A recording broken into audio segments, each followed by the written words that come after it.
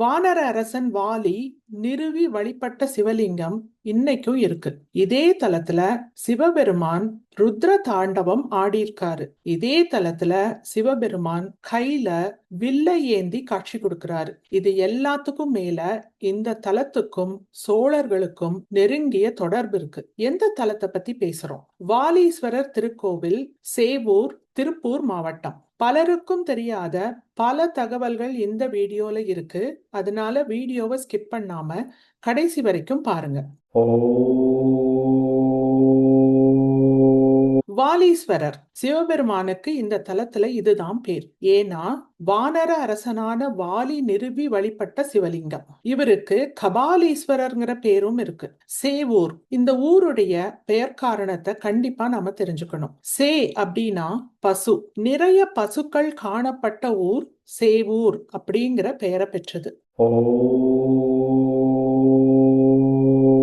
இந்த காணொலியில என்னெல்லாம் தெரிஞ்சுக்க போறோம் அப்படிங்கறத சுருக்கமா சொல்லிடுறேன். அதுக்கப்புறம் ஒவ்வொரு தகவலையும் விரிவா பார்க்கலாம். வாலி எதுக்காக சிவபெருமானை இந்த தலத்துல வணங்கினாரு? இந்த தலத்துக்கும் வாலியுடைய சகோதரனான சுக்ரீவனுக்கும் வசிஷ்ட மகரிஷிக்கும் நாரதருக்கும் என்ன தொடர்பு இருக்கு? சிவபெருமான் அக்னி தாண்டவம் ஆடிய தலம். சோழர்களும் சேரர்களும் ஹொய்சால மன்னர்களும் வணங்கிய திருத்தலம். கரிகால சோழன் அவர் எதுக்காக இங்க வணங்கினாரு?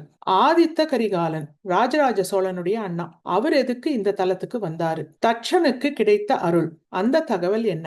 பெண்களுக்கு அருளிய அம்மன் எதுக்காக அருள்னாங்க? முருகப்பெருமானுக்கும் சிறப்பு இருக்கு, அந்த சிறப்பு என்ன? இந்த தலத்துல இருக்கிற அரிய சிற்பங்கள் எல்லாம் என்ன? அந்த சிற்பங்களையும் பார்க்க போறோம். இந்த கோவில்ல இருக்கிற கல்வெட்டுல இருக்கிற செய்திகள் என்ன? இதை தெரிஞ்சுக்கும் போது உங்களுக்கே ஆச்சரியமா இருக்கும். இதை தவிர இந்த தலத்தோடைய சிறப்புகள். வாலி வணங்கிய சிவன். ரிக்ஷ அப்படிங்கிற வானர அரசன் வாலியையும் சுக்ரீவனையும் தத்தெடுத்து வளர்க்கிறாரு. இவர் எதுக்காக தத்தெடுத்தாரு அப்படின்னா, வாலி சுக்ரீவனுடைய பெற்றோர்கள் யார் அப்படிங்கிற தகவல் எல்லாம் வேற ஒரு வீடியோல நான் ஆல்ரெடி சொல்லியிருக்கேன். அந்த தலம் பெரம்பலூர் மாவட்டத்துல இருக்கு. வாலிகண்டபுரம். வாலி சிவபெருமானை வணங்கிய தலம். ராமர் முதல்ல வாலியை கண்ட இடம், அதனாலதான் வாலிகண்டபுரம். இப்ப வரைக்கும் நீங்க அந்த கோவிலை பார்க்கல அப்படின்னா கண்டிப்பா பாருங்க. அந்த கோவிலுடைய லிங்கை நான் டிஸ்கிரிப்ஷன்ல கொடுக்கறேன். இப்ப நம்ம இந்த தல வரலாறுக்கு வரலாம். ரிக்ஷ அப்படிங்கிற வானர அரசன் இறந்ததுக்கு அப்புறம் அவருடைய வளர்ப்பு மகனான வாலி கிஷ்கிந்தைக்கு அரசனா மாறுறாரு. வாலி வலிமையிலும் வீரத்திலும் மிக சிறந்தவர். ராவணனையே வெற்றி கொண்டவர். அவ்வளவு சிறப்பு வாலிக்கு இருக்குது. கிஷ்கிந்தைக்கு அருகில இருக்கிற வனத்துல மாயாவிங்கிற ஒரு அசுரன் வாழ்ந்துட்டு வரான். அவன் மக்களுக்கு நிறைய தொல்லைகளை கொடுத்துட்டு இருக்கான். அதனால அந்த அசுரனை அழிக்கிறதுக்காக வனப்பகுதிக்கு வாலியும் அவருடைய தம்பியான சுக்ரீவனும் போறாங்க. போர் நடக்குது. ஒரு கட்டத்துல மாயாவிக்கு வாலியுடைய வலிமை நல்லாவே தெரியுது. அதனால அங்க இருக்கிற ஒரு குகைக்குள்ள ஓடி போயிடறான். மாயாவிய தொடர்ந்து வாலியும் போறாரு. சுக்ரீவனை வெளியிலேயே நிக்க சொல்லிட்டு போறாரு. உள்ள போன வாலி மாயாவியோடு பல நாட்கள் போர் புரியுறாரு. சுக்ரீவன் வெளியில காத்துக்கிட்டு இருக்காரு. ஒரு கட்டத்துல என்ன ஆகுதுன்னா, உள்ள என்ன நடக்குதுன்னே தெரியல.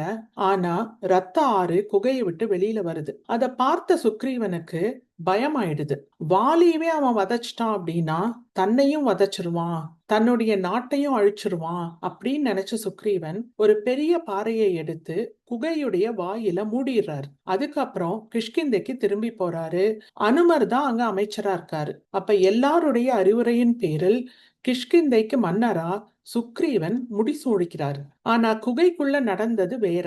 நீண்ட போருக்கு அப்புறம் வாலி மாயாவிய வதம் பண்ணிடுறாரு. அதுக்கப்புறம் குகை வாயில நோக்கி வராரு. குகை வாயில் அடைப்பட்டு இருக்கு. அதை பார்க்கும் போதே வாலிக்கு கோபமும் வருது, ஆச்சரியமாவும் இருக்கு. ஆனா வாலி மிகப்பெரிய பலசாலி. அதனால குகை வாயில அடைச்சிருக்க பாறைய நகர்த்திட்டு வெளியில வந்துடுறாரு. கிஷ்கிந்தைக்கு போறதுக்கு முன்னாடி மாயாவிய வதம் பண்ணின தோஷம் நீங்கிறதுக்காக ஒரு சிவ பூஜை பண்ணணும் அப்படின்னு வாலி நினைக்கிறாரு. அதை எங்க பண்றது, என்ன செய்யறது அப்படின்னு யோசிச்ச வாலி வசிஷ்ட மகரிஷியுடைய ஆசிரமத்துக்கு போறாரு. வசிஷ்ட மகரிஷி ராமருடைய குலகுரு, ரகு வம்சத்தினரின் குலகுரு. அவருடைய ஆசிரமம் இருந்த தலமும் கொங்கு பகுதியில தான் இருக்கு. அத வேற ஒரு காணொலியில நம்ம பார்க்கலாம். வசிஷ்ட மகரிஷிய வணங்கின வாலி தோஷத்துக்கான நிவர்த்திய கேட்கிறாரு. வசிஷ்ட மகரிஷி, நீ நேரா காட்டுக்குள்ள போய்கிட்டே இரு, கடம்பவனம் வரும். அந்த இடத்துல பசுவும் புலியும்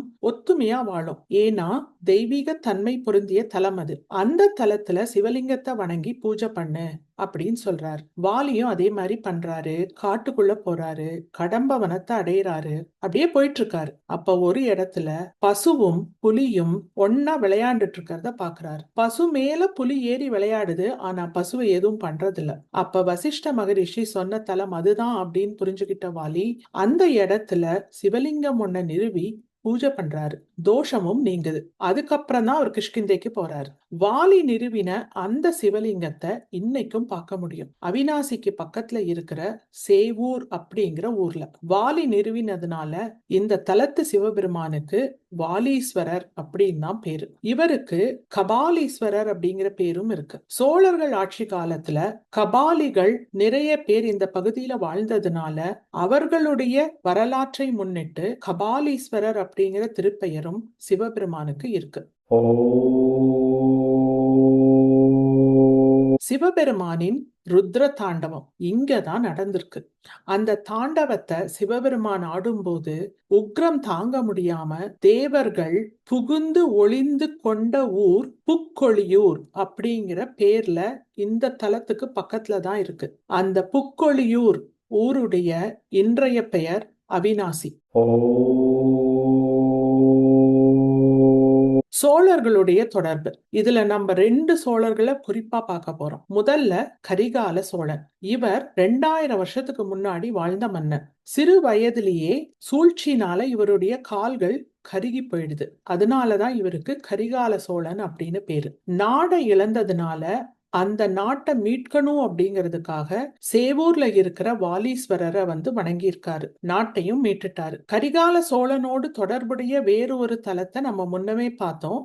அது கோயம்புத்தூர்ல இருக்கு. இப்ப வரைக்கும் பார்க்கல அப்படின்னா கண்டிப்பா அந்த வீடியோ பாருங்க. அதுல கரிகால் சோழனுடைய வரலாறும் இருக்குது. லிங்க் நான் டிஸ்கிரிப்ஷன்ல கொடுக்கறேன். கரிகால சோழன் தவிர புகழ்பெற்ற மன்னனான ராஜராஜ சோழனுடைய அண்ணா ஆதித்த கரிகாலனும் இந்த கோவிலுக்கு வந்திருக்கார். சேவூர் போர் வரலாற்றில் மிக முக்கியமான போர்.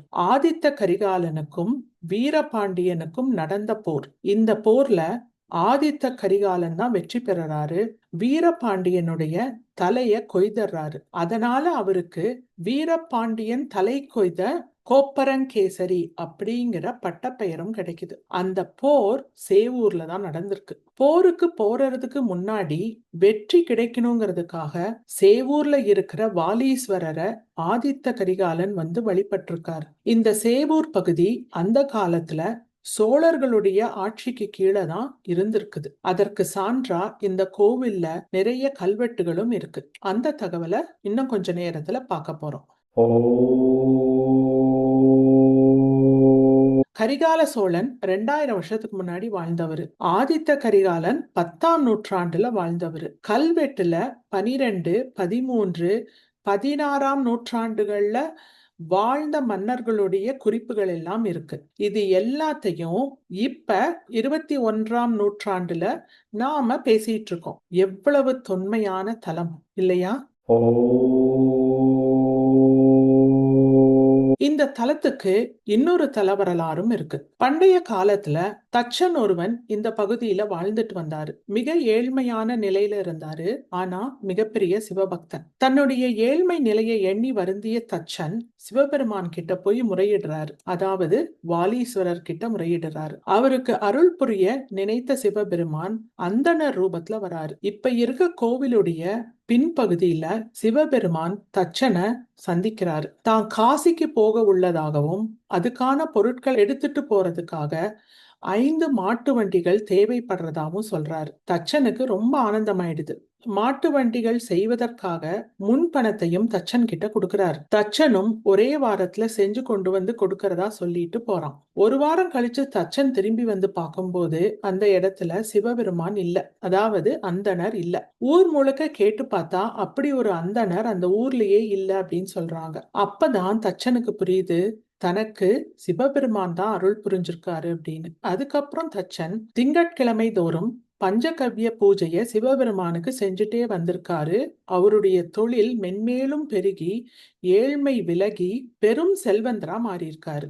அதனால தொழில் வியாபாரம் சிறப்படையறதுக்காக பஞ்சகவ்ய பூஜைய சிவபெருமானுக்கு பண்றத இன்னைக்கும் மக்கள் பின்பற்றாங்க. வீமன் அப்படிங்கிற ஒரு அசுரன் இந்த பகுதியில வாழ்ந்துட்டு வந்திருக்கான். அவனால அறம் அழியுது. குறிப்பா சொல்லணும்னா ஆண்களை எல்லாம் தப்பான வழிகள்ல போறதுக்கு அவன் தூண்டுறான். அதனால பெண்கள் எல்லாம் ஒன்னா சேர்ந்து அம்மன் கிட்ட போய் முறையிடுறாங்க. வீமனை அழித்து அறத்தை நிலைநாட்டின அம்மனுக்கு இந்த தலத்துல அறம் வளர்த்த நாயகி அப்படிங்கிற திருப்பெயர் இருக்கு. வதம் பண்ணின வீமனை தாமரை மலரா மாற்றி தன்னுடைய கரங்கள்ல ஏந்தி இன்னைக்கும் அம்மன் காட்சி கொடுக்கறாங்க. முருகனுக்கும் இந்த தலத்துல சிறப்பு இருக்கு அப்படின்னு நான் சொன்னேன். முதல் சிறப்பு, இங்க 2 முருகர் சிலைகள் இருக்கு. முதல்ல சோமஸ்கந்தரை பத்தி பார்க்கலாம். இவருடைய சன்னதி சிவபெருமானுக்கும் அம்மனுக்கும் நடுவுல இருக்கு. இப்படி இருக்கிற அமைப்புக்கு தான் சோமஸ்கந்த மூர்த்தி அப்படின்னு பேரு. இவர் வள்ளி தெய்வானையோடு காட்சி கொடுக்கிறாரு. முருகனுடைய கொடி சேவல். அதனாலதான் அவருக்கு சேவல் கொடியோன் அப்படிங்கிற பேரும் இருக்கு. இந்த தலத்துல சேவல் கொடிக்கு பதிலா கையில சேவலையே ஏந்தி இருக்கிறாரு. இப்படி ஒரு திருக்கோலத்துல முருகனை பார்க்கிறது அப்படிங்கிறது அரிது. இது மட்டும் இல்லாம இந்த முருகனுக்கு கீழே இருக்கிற பீடத்துல சிம்மம் பொறிக்கப்பட்டிருக்கு. இப்ப 2வது முருகர் சந்நிதிக்கு வரலாம். பாலதண்டாயுதபாணி அம்மன் சந்நிதிக்கு நேர் பின்புறம் இருக்காரு. பழனி முருகனை போன்ற கோலம். கையில தண்டம் வச்சிருக்காரு. இதே மாதிரி கையில தண்டம் வச்சு அருள் புரியுற இன்னொரு முருகனை நம்ம முதல்லயே பார்த்தோம். ஊட்டியில அருள் புரியுறாரு. அவருடைய கருவறையில பெருமாள் இருக்காரு. அந்த கோவிலுடைய லிங்கையும் நான் டிஸ்கிரிப்ஷன்ல கொடுக்கறேன். கண்டிப்பா பாருங்க. வாலி இங்க வந்து வணங்கியிருக்காரு அப்படிங்கிறத அந்த காலத்திலேயே சிற்பமா இங்க செதுக்கி பதிவு பண்ணிருக்காங்க. வாலி சிவபூஜை செய்யற சிற்பம் கோவிலுக்கு வெளியில இருக்கிற தீபத்தூண்ல இருக்கு. கொங்கு நாட்டுல இருக்கிற தலங்கள்ல மட்டும்தான் இந்த தீபத்தூணை பார்க்க முடியும். இது கொடிமரம் இல்ல, தீபத்தூண்கிறது வேற. நீங்களே பாருங்க அந்த சிற்பம் எவ்வளவு அருமையா செதுக்கி இருக்காங்க அப்படின்னு. இந்த கோவில்ல இருக்கிற அரச மரத்துக்கு அடியில விநாயகரும் நாகர்களும் இருக்காங்க. இது பொதுவா எல்லா தலங்கள்லயும் இருக்கிறது தான். ஆனா இங்க இவங்களுடைய சிவபெருமானும் இருக்கிறாரு. ஆவுடை இல்ல, பானம் மட்டும்தான் இருக்கு. இது அரிய திருக்காட்சி. சிவபெருமான் கையில வில்ல ஏந்திருக்க மாதிரியான உருவம் இந்த கோவிலுடைய தீபத்தூண்ல இருக்கு. இந்த கோலத்துக்கு திரிபுராந்தகர் அப்படின்னு பேரு. சிவபெருமான இந்த திருக்கோலத்துல ஒரு சில தலங்கள்ல மட்டும்தான் பார்க்க முடியும். இந்த சிலை வீரராஜேந்திரன் அப்படிங்கிற சோழ மன்னன் பண்ணின சிலை. இந்த கோவில்ல இருக்கிற நடராஜருக்கும் சிறப்பு இருக்கு. நடராஜர் அப்படின்னு நம்ம சொல்லிட்டு இருந்தாலும் அவருக்குரிய தமிழ் சொல் ஆடல் வல்லான். 5 சிறப்புமிக்க தலங்கள்ல இருக்கிற நடராஜர்களை ஒருங்கிணைத்த மாதிரி இங்க ஒரே தலத்துல நம்ம பார்க்க முடியும். அவ்வளவு சிறப்பு வாய்ந்த மூர்த்தி.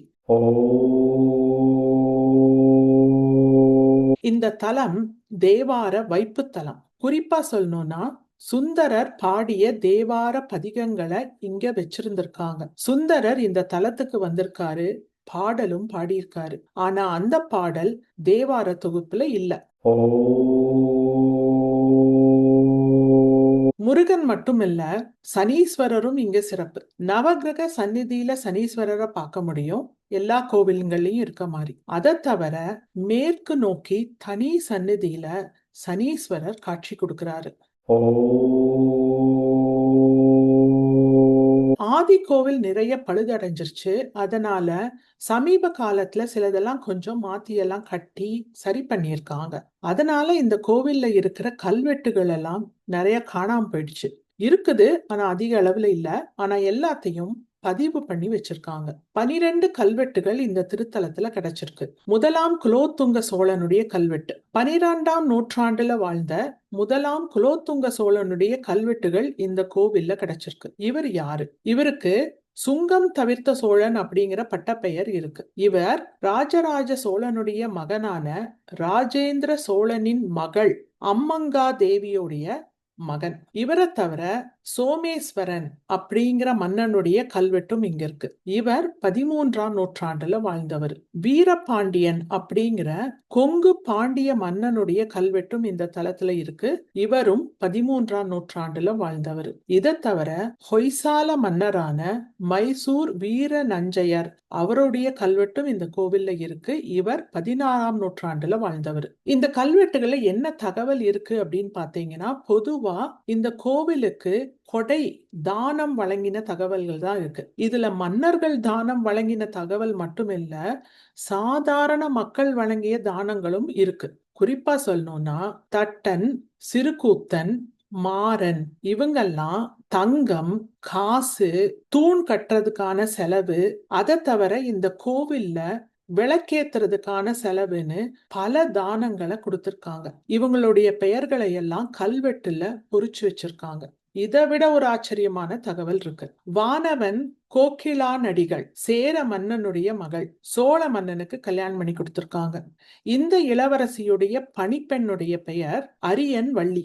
அவங்க இந்த தலத்துக்கு பொன்னையும் பொருளையும் தானமா கொடுத்திருக்காங்க விளக்கெரிக்கிறதுக்காக. பணிப்பெண்ணே பொன்னையும் பொருளையும் தானம் கொடுத்திருக்காங்கன்னா அப்ப சோழர்கள் ஆட்சி காலத்துல எவ்வளவு சிறப்புமிக்க ஊரா இது இருந்திருக்கும் அப்படிங்கறது கண்டிப்பா நம்ம யோசிக்கணும். சோழர்கள் ஆட்சி காலத்துல இந்த தலத்துல இடங்கை மற்றும் வலங்கை அப்படின்னு மக்கள் இரு பிரிவினரா இருந்திருக்காங்க, சண்டையெல்லாம் போட்டுக்கிட்டாங்க அப்படிங்கிற தகவலும் கல்வெட்டுல இருக்கு.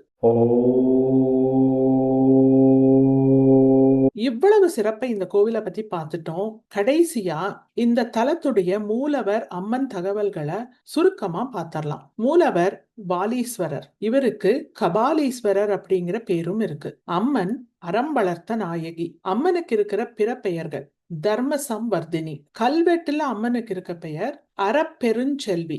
எவ்வளவு அழகா இருக்கு இல்லையா? இந்த தலத்துடைய விநாயகருடைய பெயர் அனுக்னை விநாயகர். தலமரம் வன்னி. தீர்த்தம் வாலி நதி. இந்த நதிய வசிஷ்ட மகரிஷியும் நாரத மகரிஷியும் உருவாக்கியிருக்காங்க. இந்த தலத்துடைய புராண பெயர் மாட்டூர் ரிஷபபுரி. சோழர்கள் காலகட்டத்துல செம்பியன் கிளானடி நல்லூர். சித்திரை மாதம் மீனாட்சி அம்மனுடைய திருக்கல்யாணம் நடக்க போகுது.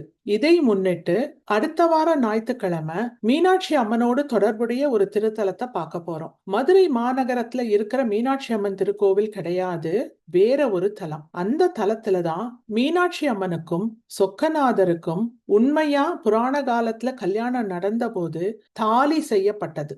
நாம் தேடல் தொடரும். அதுவரை இணைந்திருங்கள்.